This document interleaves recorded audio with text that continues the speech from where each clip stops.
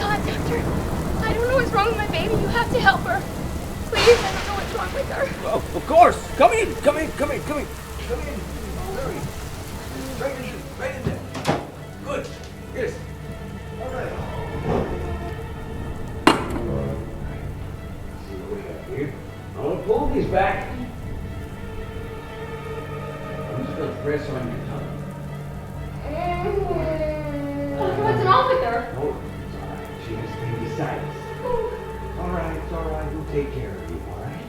It's all right.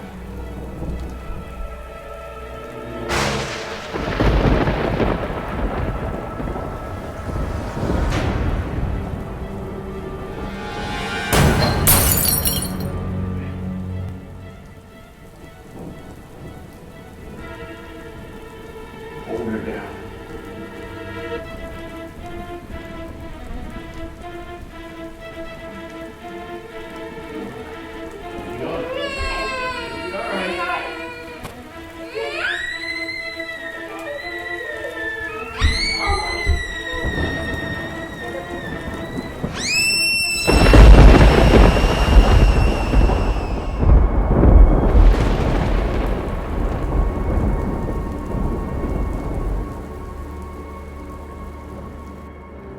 No one has ever known what happened that night. Yet it is a story that goes on even today. Is the pain and horror of that cold, rainy night being lived over and over? Perhaps it's time that someone look into the Sallie house.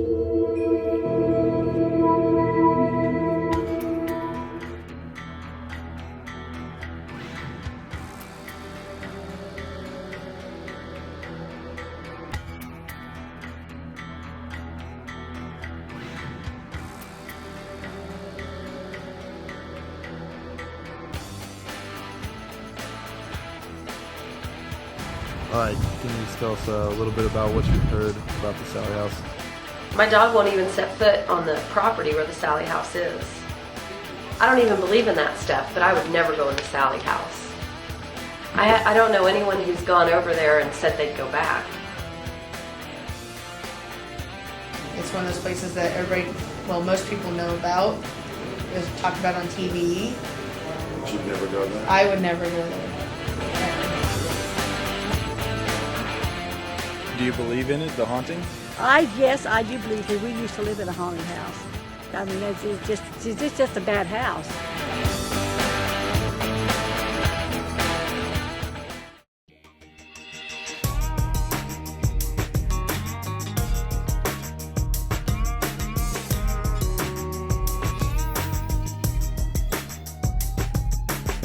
Nestled quietly in the Kansas bend of the Missouri River, Atchison is a small, rural farming community 50 miles northwest of Kansas City.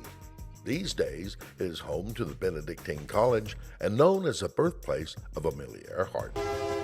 Also called the Window to the West, this town was site of one of America's premier railheads. 150 years ago, freight trains arrived here on a daily basis, loaded with cattle just in from the famous drives of that era. About that same time, a legend was being born.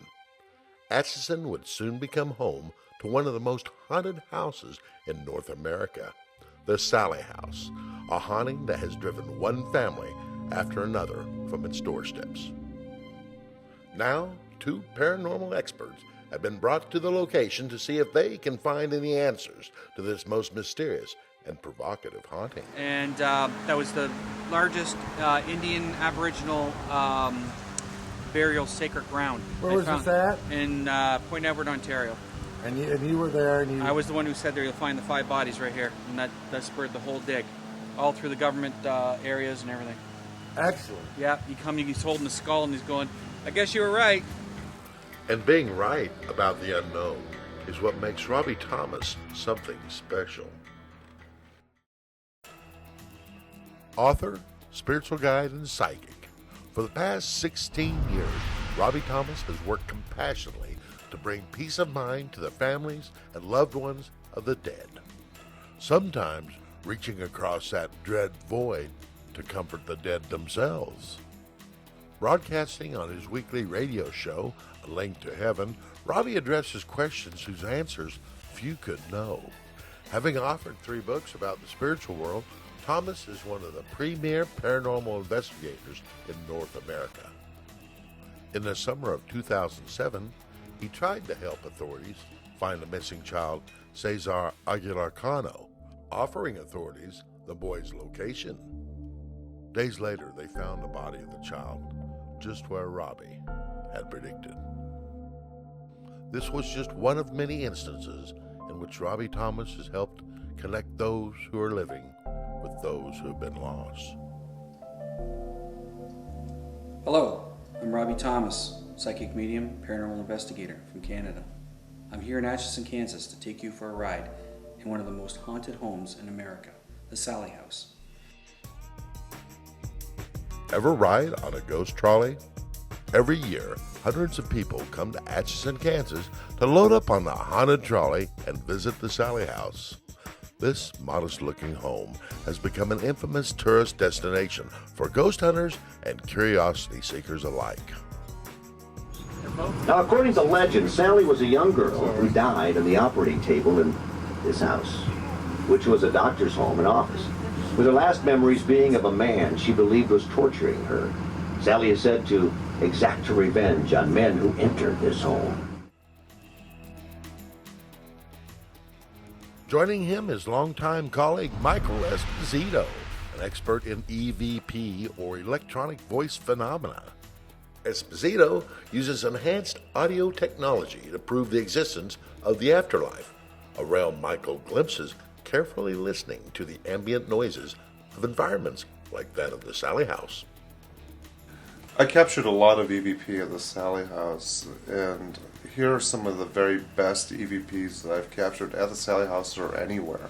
The flowers are open. It's the night. Now that one was captured when we were sitting at the dining room table in the dining room of the house, and we were in between recording sessions. The flowers are open. It's the night. This would not be Michael's first trip to the Sallie House. In fact, he has gathered a number of shockingly distinct EVP samples from this mysterious haunt.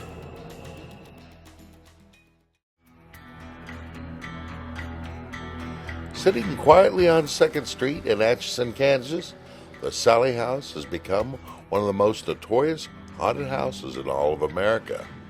It is an old structure built sometime between 1867 and 1871 by Michael C. Finney. It is important to remember that last name because it is Michael Finney's son, Dr. Charles Finney, that is believed by some to be the evil entity that still haunts this seemingly innocuous abode. I mean, a lot of people believe that Dr. Finney is one of the bad spirits in the house. I don't think Dr. Finney was always like that. I think it's something in the house that attached itself to him a long time ago. Heidi Harmon has visited the Sallie House on more than one occasion.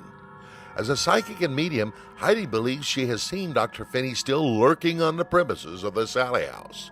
In fact, she suspects that it is he who is behind some of the recorded attacks on the property. And what I saw and heard was Finney standing in the corner laughing. And then I heard another little girl saying, "It's a trick. I'm sorry, you're being tricked. It's a trick. It's a trick." And Finney just laughing. Was Sallie trying to warn Heidi?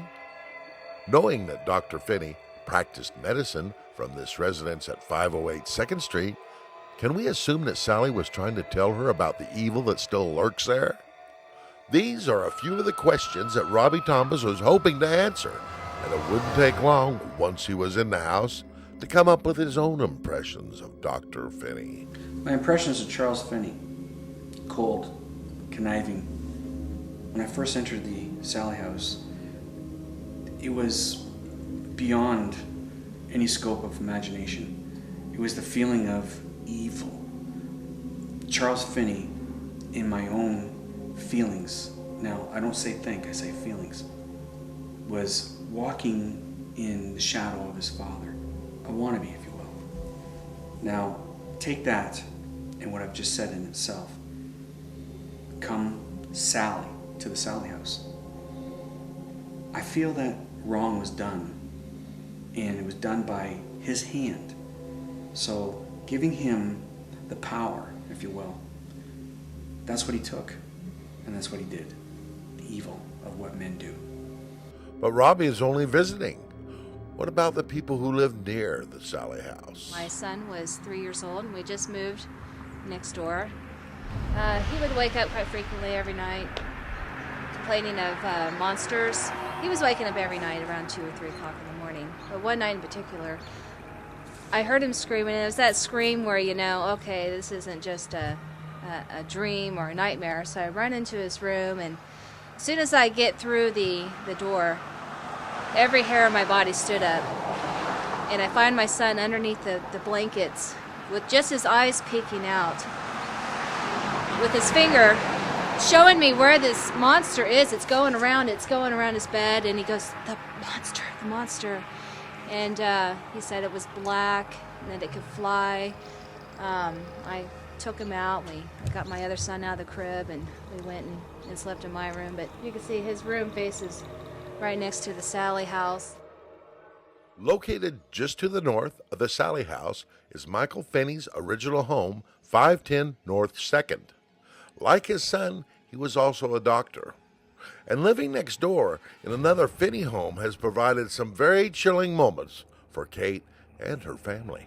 Investigators invited us over to be part of their investigation since we live next door. So we all went down into the basement and just to see what we could find. There's a lot of spooky stuff down there. There's a cellar, there's a crawl space, and I was on the staircase. A lot of people were down on the main floor, and someone had turned the light off, and they wanted to get pictures using their night vision cameras.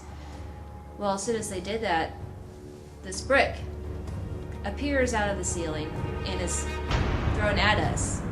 And so we turn the light on, we look at it. Well, the brick's kind of moldy, like it's been outside for a long time. Now, mind you, there's no bricks in the basement. It's a stone wall, it's a wooden ceiling. There's no stockpile of bricks in the corner or anything like that. So we turn the light off again, it happens again. That night, it would happen over and over. I would stand on the stairs, but I don't want to go in the basement.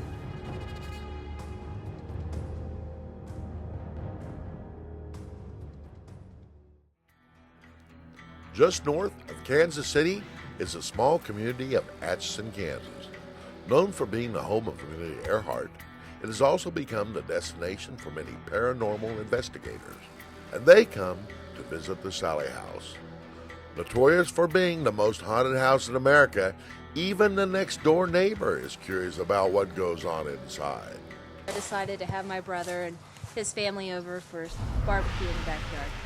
So we're out here grilling. Well, my two nieces, curious as to what's going on over here, was asking if they could go in the house. And I said, well, you can't go in the house, but I said, Les won't mind if you look through the window. So we come out here, and I tell them, well, look through this back door here, because there's been things that have been seen through here.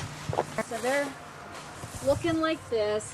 While they're over here, I decided I wanted to go over here and see if the radio would turn on like it has before. So I come over here, and I'm looking, and all of a sudden, something grabbed me from behind and just had a hold of me. And so I take off running. And I'm laughing and almost crying at the same time because I'm thinking, oh my God, I'm being grabbed. But the next door neighbor isn't the only one snooping around the Sallie house. Robbie Thomas brought a spirit-sensitive Great Dane with him on his investigation. What you are about to see is actual footage shot one day after Robbie's initial walkthrough, in which he determines the Sallie house's hot spots. The most active of them all was the upstairs front bedroom closet. My ears are freezing cold. My neck is cold. It's very cold in here. Very much so. And I can feel the presence of a young child here. As is his routine, Robbie Thomas normally does a walkthrough the day before any scheduled events in any houses that he reads. In the case of the Sallie house, Robbie noticed a room upstairs that would come to his attention. The following day, a large, spirit-sensitive dog was brought into the same area.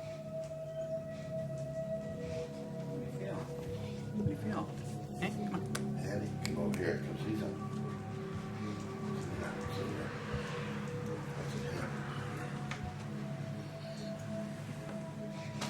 You want to go in there? You don't like that? Come on. Come here, me. Now, this is it. Right here. He doesn't like that one. She's here. Come here. Although Robbie never was successful in getting the dog to go into the room, the event still managed to raise the hair on his arms. So what exactly was it that the dog sensed about the room? In doing his walkthrough, Robbie narrates his spiritual impressions to Michael Esposito, who is recording this session. Esposito will later analyze the tape in his search for EVP. So it's almost like I'm being shoved in there, locked in there, and I'll let you over when it's good and ready. That's what I'm getting. So shut up. This is where you're going. You'll come out when I'm ready. And again, this goes to the older child. Robbie Thomas will do a walkthrough of the entire Sallie house, putting together the psychic impressions from each room. Many times, these impressions will tell a story, and a story in the main bedroom small closet is troubling.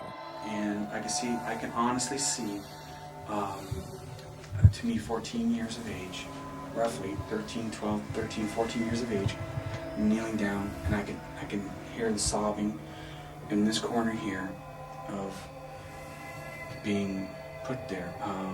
Boy, oh boy, you know, I want to go beyond the part of saying that I was abused like a child to the worst abuse that you could have, and this is one that's good.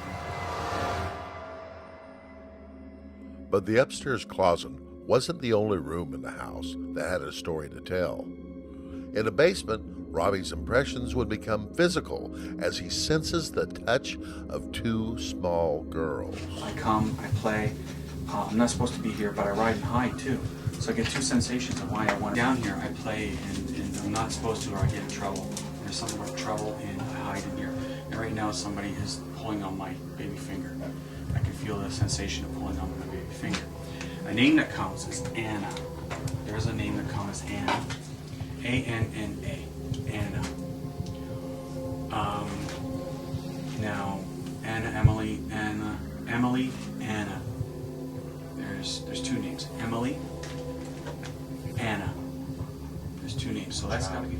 And again, I'm getting sensation on my pinky finger of pulling right now. And again, there it is, and it's big. It's pulling my baby finger, and when I want to go this way, over this wall, over here. And while Robbie was holding hands with two girls named Anna and Emily, Mike's recorder caught these voices from beyond. There are more than 1, 2, 3 spirits here. Again.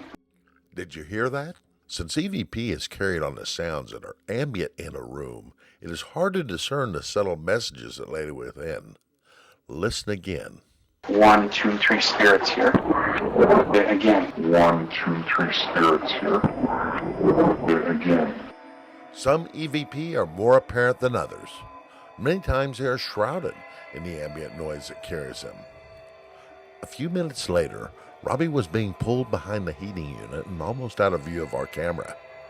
In the darkness, he would encounter orbs of light suggesting a high amount of psychic activity. During Robbie's reading, Mike would record a very faint message. So this to me is a bunch of orbs. I got my eyes closed and I can see maybe 10, 12 different types of orbs. In this area here, there's a bunch of activity. So I feel that, again, Anna, Emily, Anna, Anna, Emily. Those two names back and forth are coming. I'm getting the significance of being called both. Now listen after we overlay Mike's enhanced version of the same exact moment. The eerie voice from beyond can be heard saying, he's in power. Anna, Emily, Anna, Emily. Those two names back and forth are coming. I'm getting the significant. Listen again. Anna, Emily. Those two names back and forth are coming. The following day, Mike and Robbie would take a group of amateur ghost hunters through this same basement, showing the locations of unexplained phenomena, updating them on his recent walkthrough, and reviewing some of the tortured history of the Sallie house and its effect on those who have come to call this place home. For a while, anyway. Well, that lady that lived there, the reason she wouldn't let people go past her wasn't because she kept a bad, unneat house. It was because she was a witch. She practiced witchcraft. She painted a pentagram on the floor here.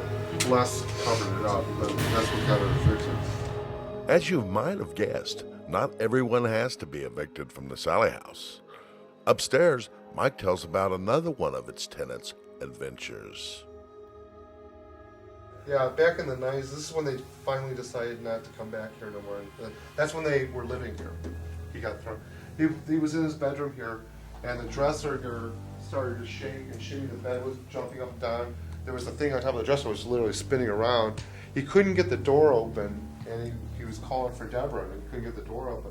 He got the door open, and something shoved him right almost over that railing. And this is actually the door where he got thrown into on the 18th. He was standing here with two cameras. Deborah was there with smudging, and he got shoved. He got thrown about a foot off the ground and about 3 feet over. One of his shoes that were laced remained right where he was standing. Like someone being hit by a car or a train. The family Michael Esposito is talking about is the Pigmans. The Pigman family is the reason that the Sallie house came to the public's attention. For 22 months, the Pigman family would live in that horrid house on 2nd Street. They would stay there despite a number of fantastic events, right up to the point when Tony Pigman would become concerned for the life of his wife. One day, she had left for work. I had the day off.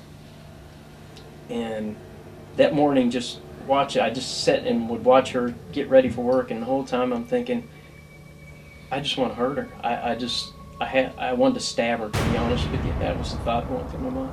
Within a week, the Pigmans would pack up and be gone. But their last visit to the Sallie house would come 14 years later. It would be the last time they would ever set foot on the property. So we went back and we pulled up to the house, and Renee, I forget what she said, but... Since she saw someone move. Renee Liker is a paranormal investigator and good friend of the Pigmans. It was she who was with the Pigmans on their last visit and would witness what happened. When we pulled up, there was a huge, dark, shadow person getting up out of a rocking chair, almost like someone had been sitting there waiting on us to pull up, and oh, here they are, let's get ready. You could hear, I knew there was something wrong in her voice. It was almost like a dread in her voice, or there was something so significant about her voice, and she talked about how she saw a dark figure get up from what was a chair in the living room and walk towards the kitchen. And we got to the front door, and I'm checking with both of them. Are we still sure we're going to do this? And they're like, well, yeah, sure. And I could still see reserve. And if I would have followed my gut instinct, I maybe should have said, let's not do this. But we didn't. We walked in, and the whole... Yeah, just the feeling in the house was different. It had a very real heavy heavy feeling this time. But the Pigmans did go into Sallie house that night, and before long, they would find themselves in a master bedroom. It was the same room Robbie Thomas would later discern was the center of paranormal activity. To explain, just a real sense of urgency. And Tony was in the master bedroom, And I'd gone in to take some photos. I was walking around with the camera, just kind of snapping pictures. And we got some anomalous photos as well. But he started talking about how he wasn't feeling real well. And I went into that room and I started smudging the windows in that room. And as I'm doing the last window, which is the south window of the master bedroom, I just started turning around, and out of the corner of my eye, I see him just lift up and be thrown backwards, probably about 4 foot. He hit the door that had been open to the room. He hit the door hit the wall, and he like just slid down the door, dropped down the door, and I screamed. Renee thought that somebody had tripped or something, but she came around the corner. I walked around the corner and I saw Tony down on the floor, and the look on his face, he was scared. Anybody in that situation would have been. I looked over, saw his boot like clear off over here, and kind of trying to assess the situation and what had happened. And I saw Deborah talking to him, "Stay here, Tony, stay with him, fight it." You could see the veins in his neck where he was struggling to get back up. I was trying to lift him up, and you could tell by the strain in his neck muscles. Trying to get up, and something was just holding me. I couldn't move, and I was really straining to get up, and at the same time scared because it had felt like I got hit by a Mack truck. I mean, it hit me hard enough that I was wearing laced up work boots, and I flew out of my boots. I remember standing there thinking, there's no way anybody could possibly fake that. I mean, what's going on here? He's obviously trying to get up. I was trying to get up and couldn't, and I remember Renee coming around the corner and saying, "Whoever you are, in the name of God, you must release him. This is God's child." And he did not get back up, and I said, "I demand," and I started screaming, and I said, "I demand you, in God's name, to release him, now." And just like that, he was released.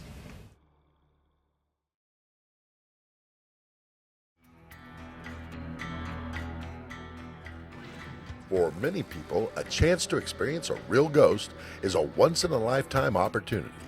And for Angie Lyle of Kansas City's Lyle Style Productions, meeting Robbie Thomas and having a chance to shoot some extraordinary footage in a real haunted house was just too good to pass up. Anyone who's into ghost hunting has heard of Atchison, Kansas, one of the most haunted towns in the U.S., the most haunted town in Kansas. Now, these aren't just your run-of-the-mill haunted houses where there's actors in suits ready to jump out at you. This is the real deal. And when I got an opportunity to tour a closed haunted house with a well-known psychic, Robbie Thomas from Canada, I could not resist.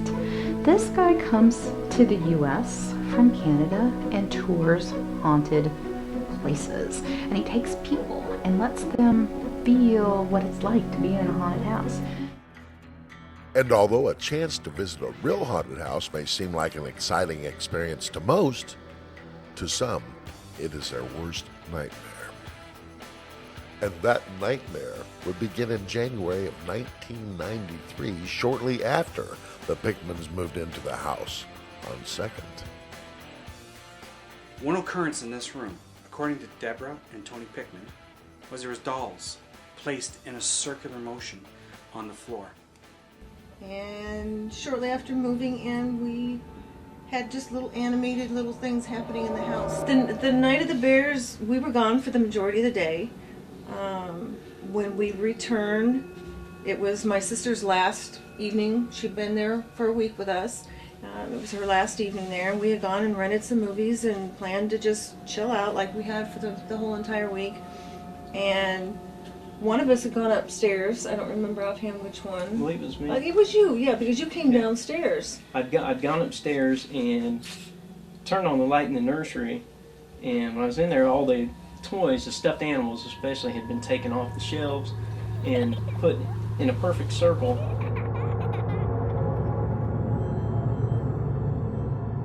I'd come back downstairs and just kind of asked her, what'd you do with the bears upstairs? Or, Why'd why'd you put them in a circle? And I looked at him like, She What are you didn't talking about? have clues what I He was says, talking well, they're about. all sitting in a circle. I said, well, I didn't do that. So we all three went upstairs and looked in the nursery, and they were in a circle, like I'd said, and we thought, well, kind of funny, but we kind of assumed that my little brother lived next door, so we thought, well, maybe he come over and played a little trick on us or something. So we put the bears back up on the shelves and in the crib and everywhere else they went. Shut the light off, and we proceeded to come back down the stairs, and we didn't even make it halfway down the stairs, and the light switch flicked back on in the room. So we all three kind of looked at each other, because we were all three together, so we knew none of us did it. So we ran back up the stairs, and we looked in the room, and in just that short, it couldn't even been 2 minutes, in that short amount of time, the bears were right back in that circle. I mean, there was no getting around, well, we must have a ghost. But that wouldn't be the only time there was a bear problem at the Sallie house. It was shortly after the bear incident, and Tony had his brother over, and they were talking about the night before and what had happened, and the fact that, you know, the bears had moved, and this must be a little child or somebody with an affirmation. My brother and I were standing in the living room, and we had a teddy bear, and it was sitting on the table the TV was on, had two little side things that you pulled out, and this teddy bear was sitting on the side of it, and we were just kind of, in fact I think it might have been Greg that dared it, but he said, all right, if you're here I'm going to take a picture, why don't you do something for me? And at that same time that bear just spun around in a circle, and we just we couldn't believe it. And in the picture, everything in the picture is in focus except for the center part where the bear He actually caught it turning in the photo. It was spinning, so you got the motion.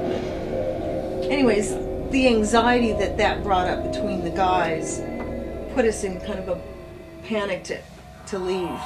We just couldn't believe what we saw. In fact, he left the house and swore he'd never come back, and never did. Never, ever stepped foot in there again.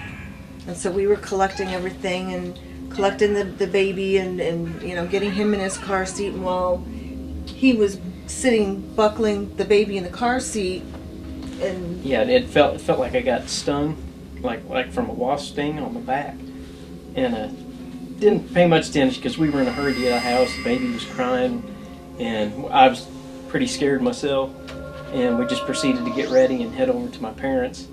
And we got to my parents' house, and my back was still stinging quite a bit.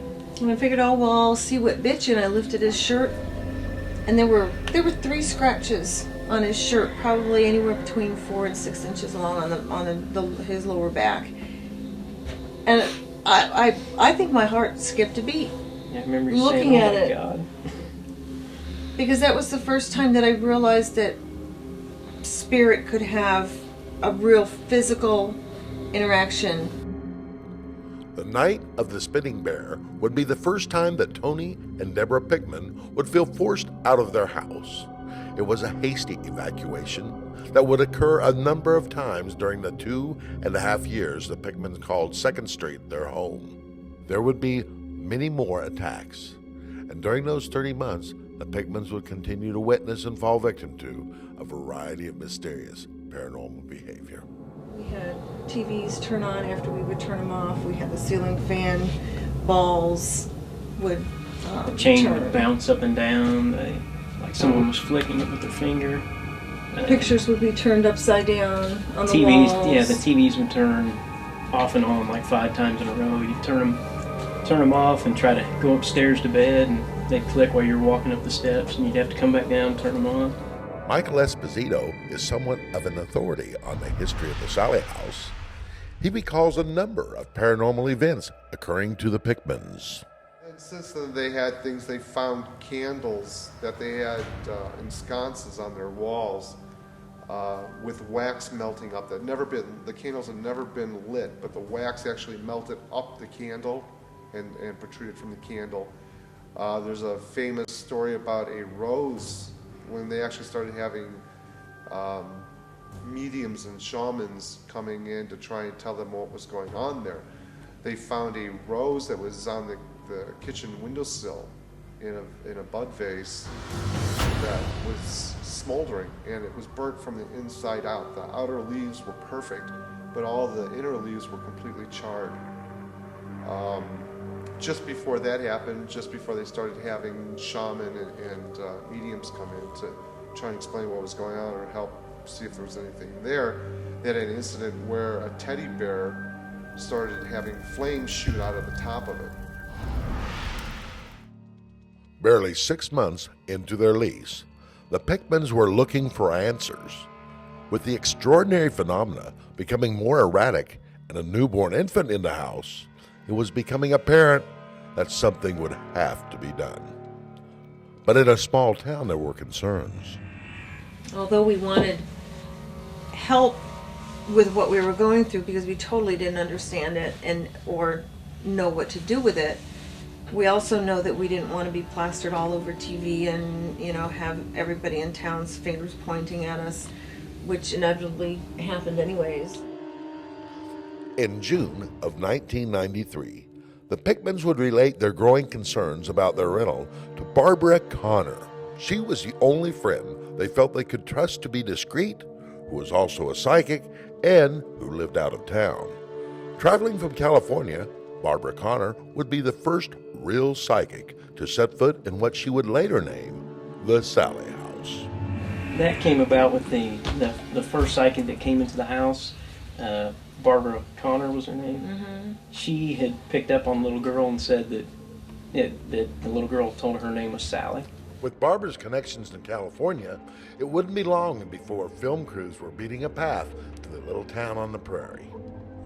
Sightings and unsolved mysteries and a couple different other television productions, approach her afterwards and say, we're really interested in this story and how can we get in touch with these people. And she kind of played the go-between. She gave us the information, said these people are interested.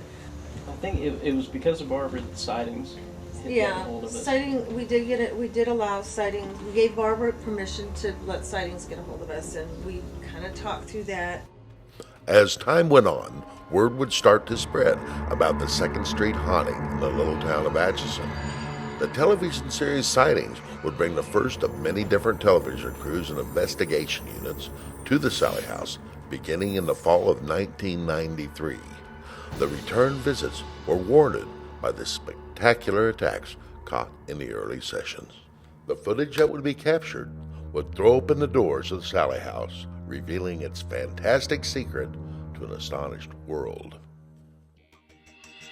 Les Smith owns the property at 508 2nd Street, and the Pigman family had been his very first tenants. He became aware of the bizarre activity in his new rental when the Pigmans asked a psychic friend to read the house. That visit would be the first time that the name Sallie would be sensed. It was also that visit which would bring the Sightings television show to this otherwise sleepy little Kansas town. They wanted to come in here, and I said, yeah, I have no problem. You can come in and do whatever. With Peter James was coming that day, or that night. He was coming with them, and I came by to check the place, make sure it was locked up, and was locking it up. And I came by in the middle of the afternoon, 5 o'clock, and I'm walking through here and checking everything, and I said, Sallie, if there's really, I'm not buying any of this. I'm not. I'm very skeptical. You got to show me. And I'm not buying any of it. And I said, Sallie, if you don't want these people coming in here, you let me know somehow. And they had installed the telephone. I said, here's my phone number. And I wrote my phone number down. I said, you call me somehow, let the phone ring twice. And do it twice so I'll know it's you and you don't want these people coming in. And I'm speaking out loud, talking to myself. So I leave. And next morning they call, they want to come in here. So I said, okay, I'll be over in a few minutes. I'm leaving the house, the phone rings. It rings once, then twice. I go to pick it up, and there's nobody there. So I head for the door again. Just so I'm going outside, the phone rings, and I hear it ring, and I said, I'm going to let go. It rings twice, and it stops. Then I think about what I had said the day before, so I go pick up the phone, and there's static on there, just it scared the hell out of me. It really did. That scared me. That's when I got a very good friend, Father Thomas Flaherty. I called him. I said, Father Tom, this is what happened. Can this happen, or is it my mind? He goes, yes, it can happen. Don't you mess with it. So whatever you said you was going to do it. And but don't you mess with it. He said, then come by and talk to me later. So I come over and let these people in. I said, you got one day, do your stuff and get out. Then I went to talk to Father Tom, and he said, yeah, it's very real, and don't mess with it. And I haven't messed with it since. I never messed with it to start with. I just make the comments. But that's what happened. That's the one time it really scared me. Les Smith is not an easy man to scare. He spent most of his life being an officer of the law. In fact, he and his partner, Joe Budner, were on duty the night this sightings crew began setting up their equipment. And now these fellows, they had, I think they totaled like $1 million worth of equipment. They had probes and cameras and gadgets and stuff, you know. But Les and Joe weren't there for the sightings investigation, but they did manage to become a part of it nonetheless. Including it would go up to a time it was about 10 years ago, and the TV show Sightings was filming, and I had talked to Les and about the TV show coming there and filming and setting up their equipment. So I stopped by the day that they were there. The film crew was there, and I happened to be on duty, and I was in a police uniform when I went into the house.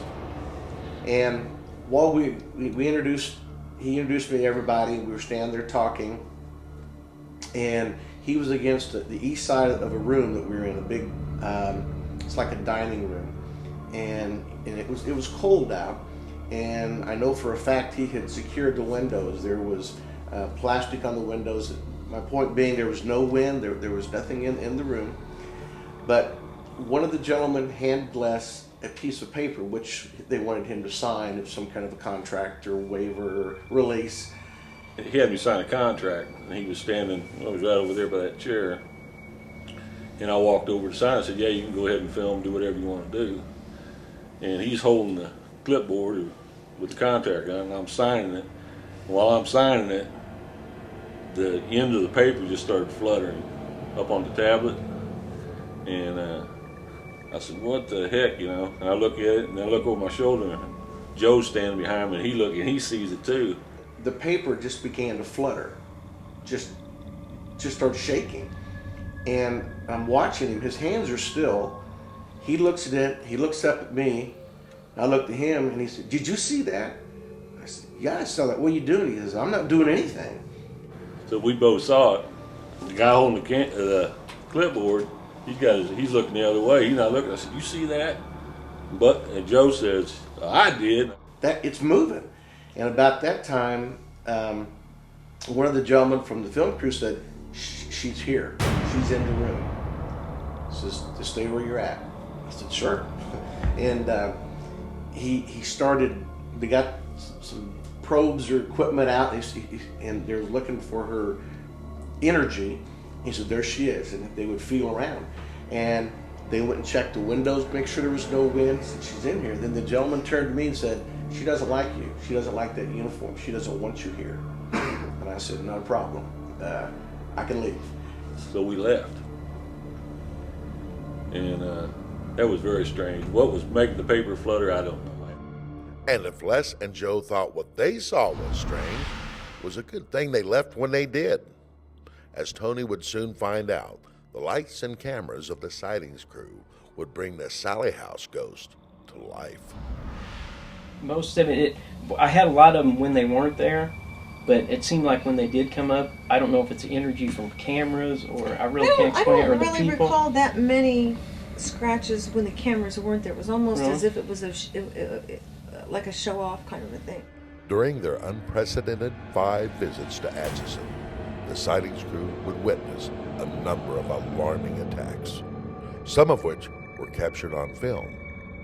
8 sightings broadcasts would be dedicated to these sessions. They have about 9 minutes of uncut, focused in on his torso where the scratch was forming. And they said sightings and some of the people that reviewed that footage for authenticity said it was probably some of the most remarkable footage that they'd ever seen because it was uncut for that entire 9 minutes. During the sighting sessions, a vast array of electronic equipment was deployed to search for and measure any anomaly that may occur. As it turned out, the investigation was shifted from being focused on the house to keeping an eye on Tony.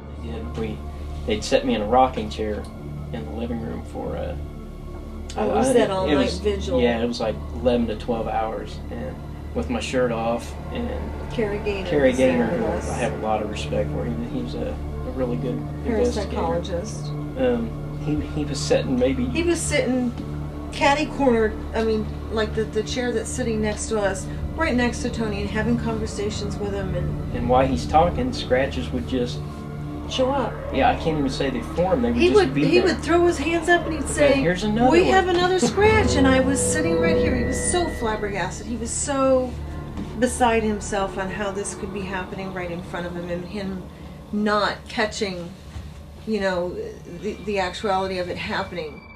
After watching dozens of malignant scratches form time and time again, a producer from one of the shows retired from the field. According to others on the crew, he was having a hard time reconciling his traditional faith with what he was witnessing at the Sallie house. Producers, early on, I think the involvement and what he witnessed in, filming and directing the segments, I think it kind of shattered his belief system. Or he more or less told him he wouldn't come back.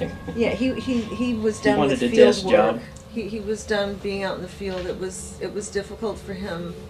But what if the Sallie house ghost has influence that reaches beyond that of the structure on 2nd Street? Later that day, I was off work and I met up with Les to talk about what the film crew had done and what they had seen and what we had seen. So since it was winter, it got dark pretty early, and we decided to take a ride back up to the house. The first time we drove by, and we was talking about the paper fluttering, and we go by here, and as we go by, the lights on my truck go out, and the radio, we listen to the radio, you just started hearing static on it. As we approached the house, we was in a truck. It was an older Ford, and the headlights was the old push-pull button type headlights on the dash. And as we go by the house, we're like maybe 20-30 yards from the house, his headlights go out. And I said, "What'd you turn your headlights off for?" He goes, "I didn't." I said, "Yeah, right." He goes, "No, I didn't. I really didn't." And as he looks down, and the button was in. They had been on just previous. He turns it on, and as we go right in front of the house, we had the radio on, and it went staticky. Just went to static, So he continued driving north for about 5 blocks, where we pulled into a parking lot to talk about what we had just witnessed, what we'd just seen. And we thought, let's drive by again. As we go by, heading south by the house, the dome light comes on. Now, the button, as I said, it's a push-pull button you have to turn on the dome light. His hand was on the steering wheel. I mean, I was watching him. I watched him, and he says, "I didn't do that." We made the 3rd pass, and again, the headlights went out.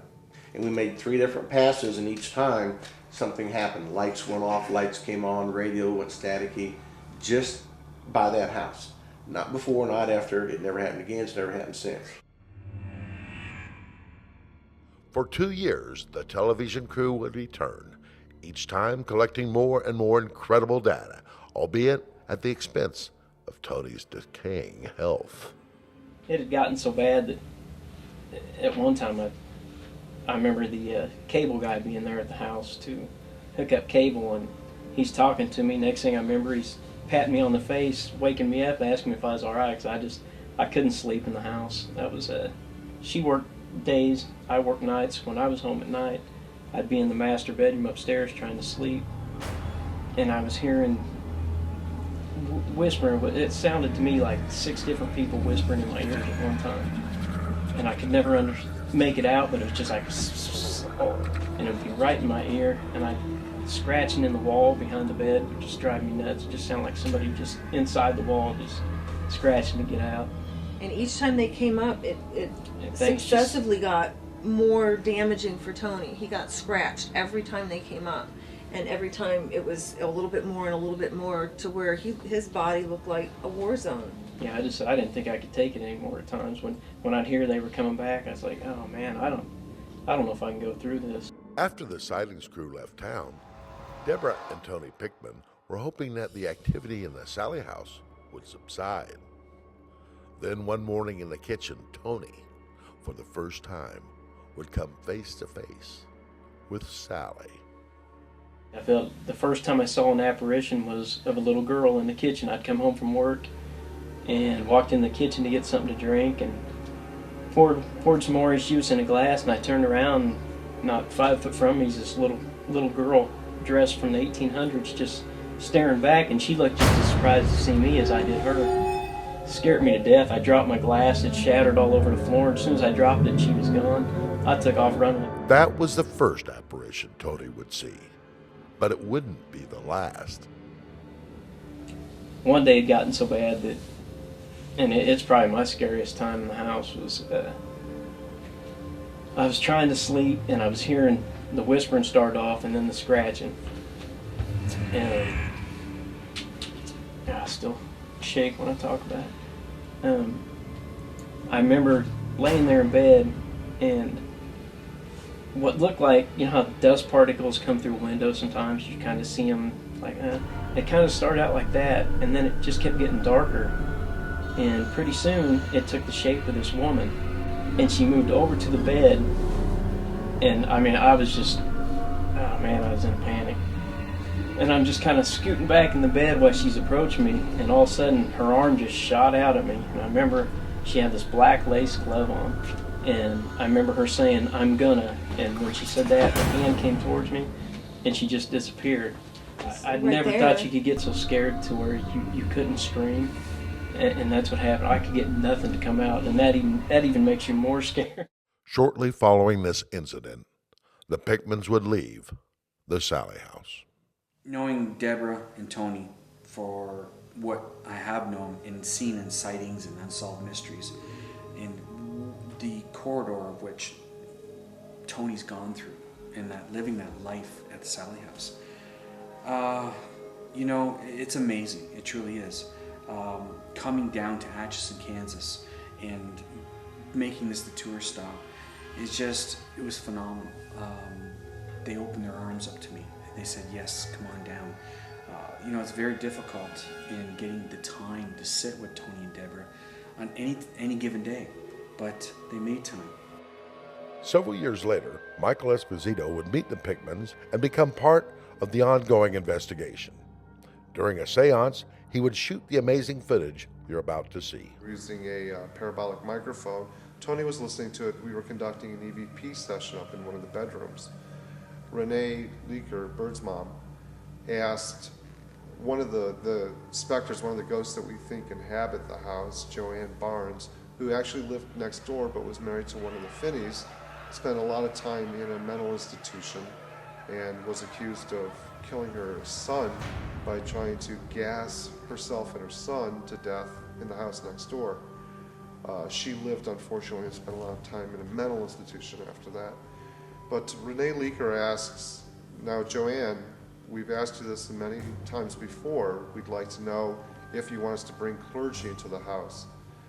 At that moment, Tony, who was still listening to the parabolic microphone, grabbed his stomach and fell backwards, screamed out an explicative, and caught himself and was a little ashamed of it, but he uttered, "That burnt." And I was filming at the time, and we filmed him pulling his shirt up. We turned the lights on, filmed his shirt turning up, and we've got red marks on his stomach, and all the hair on his stomach was pilled up, like if you were to run a lighter over your forearm, how the hair pills up. And more pills were forming, and there was an extremely dense smell of sulfur at that time. It was absolutely horrific at the time. What you are about to see is actual footage shot during the attack by Michael Esposito. It is the first time this footage has ever been broadcast. Mm-hmm.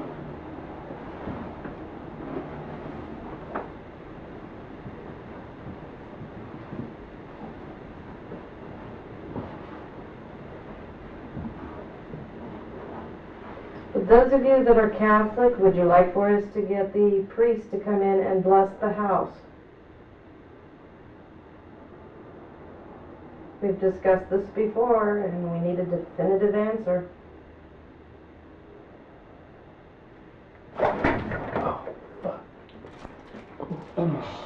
You okay? Just got burned. Let me see. Burned or shocked? Huh? Burnt. Oh, crap. Yeah. Well, now does that mean yes or no? Acupuncture, that means no. Right here. You would have felt the heat, Doug. Look, and it's a patch It's starting to actually- form. Check it out. There's burnt hair there. Yeah, there is. Yeah, a singed, singed. yeah, singed hair. You could even smell it. And in fact, that's what that sulfur smell was hair burning. Yep. Christmas. Sorry. Just felt a bunch of heat scared. The story of the Sallie house is one that remains unsolved. Despite visits from a number of psychics and dozens of paranormal investigations, questions still remain. Haunted, I would say inhibited. Spirit goes anywhere. Sallie, I would say closest thing I could come to Sallie. And with me giving the 9 different names that were recorded in that home, Sallie would be a doll. Is Sallie a doll? A plaything to a child who once lived at this house? Or is it the name of a tormented little girl who suffered horribly at the hands of an unfit physician? Can a soul cross over the bounds of death and time? Is there something in the Sallie house that lays outside our comprehension? Are the anomalies experienced echoes from a world we cannot see or understand? And does the Sallie house mark the boundary between us and what lies beyond?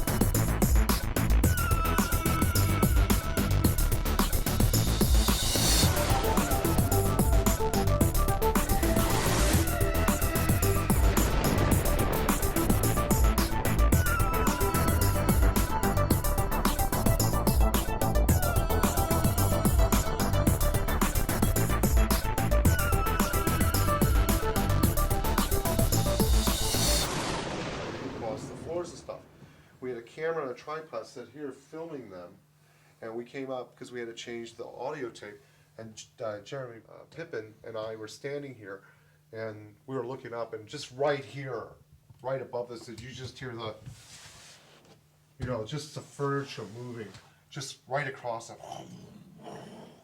just that loud.